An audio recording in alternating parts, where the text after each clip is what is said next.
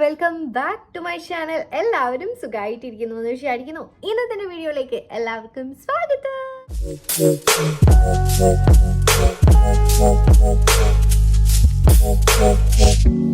പതിവ് പോലെ ഒരു ഈവനിങ് ആണ്.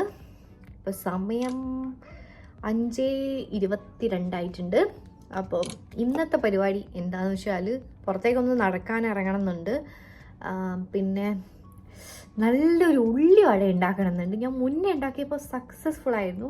അന്ന് എനിക്ക് വീഡിയോ ഒന്നും എടുക്കാൻ പറ്റിയിരുന്നില്ല. അപ്പം ഞാൻ ഇന്ന് ഉണ്ടാക്കുന്നത് വീഡിയോ ഒക്കെ എടുക്കാമെന്ന് വിചാരിച്ചിട്ടുണ്ട്. അപ്പം ഞാൻ നിങ്ങളായിട്ട് ആ റെസിപ്പിയൊക്കെ ഒന്ന് ഷെയർ ചെയ്തും തരാം. അപ്പം നമുക്ക് പോയിട്ട് അടിപൊളി ഉള്ളി വട ഉണ്ടാക്കിയിട്ട് വരാം.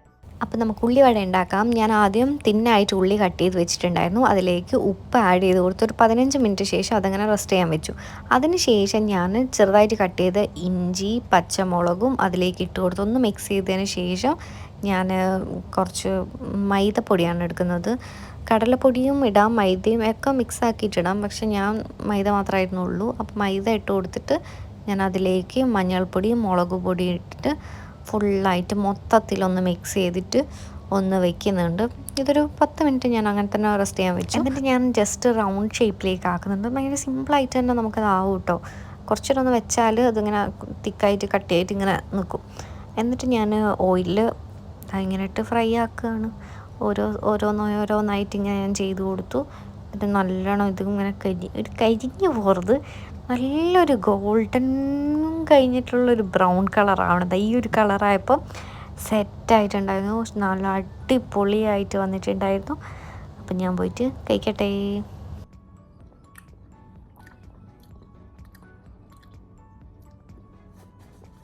നല്ല അടിപൊളി ഉള്ളി വടയായിരുന്നു ഗൈസ്. നല്ല ടേസ്റ്റ് ഉണ്ടായിരുന്നു. ഞാൻ ഉണ്ടാക്കിയുണ്ട് പറയല്ല, എന്നാലും നല്ല ടേസ്റ്റ് ഉണ്ടായിരുന്നു. സത്യമായിട്ടും നല്ല ടേസ്റ്റ് ഉണ്ടായിരുന്നു. കഴിച്ചതിലെല്ലാവരും നല്ല ടേസ്റ്റ് ഉണ്ടാകും. കഴിച്ചത് ആകെ എൻ്റെ ഭർത്താവാണ്. നല്ല ടേസ്റ്റ് ഉണ്ടെന്ന് പറഞ്ഞിട്ടുണ്ടായിരുന്നു. അപ്പോൾ ഇനി എന്താണെന്ന് വെച്ചാൽ പെട്ടെന്നൊന്ന് റെഡി ആവണം, പുറത്ത് പോകണം. നമുക്ക് സൺസ്ക്രീൻ തന്നെ സ്റ്റാർട്ട് ചെയ്യാം. ഇത് ഡോക്ടർ ഷെത്തിൻ്റെ കോജിക് ആസിഡ് സൺസ്ക്രീനാണ്. മോയ്സ്ചറൈസർ നേരത്തെ ഞാൻ ഇട്ടിരുന്നു, അതുകൊണ്ടാണ് ഞാൻ മോയ്സ്ചറൈസർ ഇടാത്ത നേരെ സൺസ്ക്രീനിലേക്ക് കിടക്കുന്നത്. നല്ല സൺസ്ക്രീനാണ് കേട്ടോ. പൊട്ട്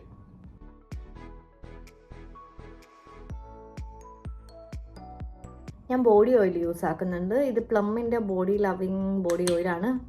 വനില ഫ്ലേവറിൽ വരുന്നു, റേഞ്ചിൽ വരുന്നു.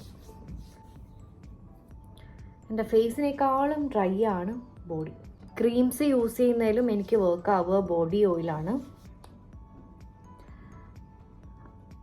ബോഡി ഓയിൽ അപ്ലൈ ചെയ്തു. ഞാനിപ്പം മാമാഅർത്തിൻ്റെ പെറ്റൽ പിങ്ക് പറഞ്ഞിട്ടുള്ള ഷെയ്ഡ് ലിപ്സ്റ്റിക്കാണ് അപ്ലൈ ചെയ്ത് കൊടുക്കുന്നത്. വളരെ അതിനു മുമ്പ് നമുക്ക് ഇത് അക്വാലോജിക്കയുടെ ലിപ് ബാമാണ്. കണ്ട, ഇത് ഓൾമോസ്റ്റ് ഇത്രയായി. ഇത്ര എങ്ങനെ ഉണ്ടാവും. നല്ല അടിപൊളി ലിപ് ബാമാണ്. Lipstick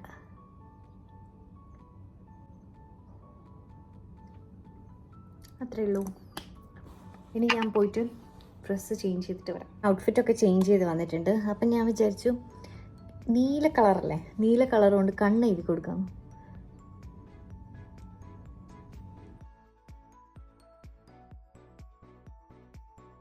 hi, എനിക്കിഷ്ടമായി. ഞാൻ അങ്ങനെ അധികം കളേഴ്സ് വെച്ചിട്ടൊന്നും കണ്ണ് എഴുതാത്ത ആളാണ്. നല്ല രസമുണ്ടല്ലോ. ഇനി എന്താ വാച്ച് ഇടണം.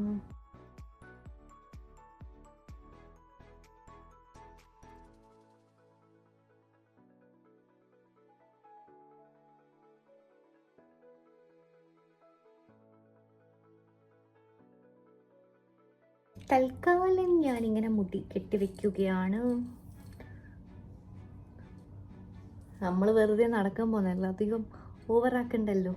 പിന്നെ പൊട്ട് എനിക്ക് മാറ്റാൻ തോന്നുന്നില്ല ഗോയ്സ്. പൊട്ട് നല്ലതല്ലേ. ഇനി ബാഗ്. ഞാൻ ഇതുവരെ ഇടാത്തൊരു ബാഗാണ്. ടാഗ് പോലും പൊട്ടിച്ചിട്ടില്ല. ഈ ഒരു ബാഗാണ് നമ്മളിന്ന് എടുക്കുന്നത്.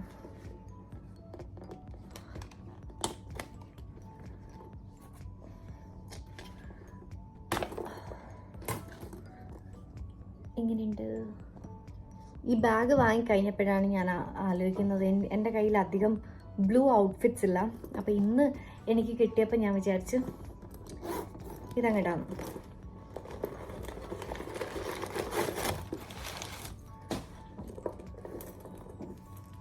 ഇതിൻ്റെ ആവശ്യം നമുക്കിപ്പം തൽക്കാലമില്ല.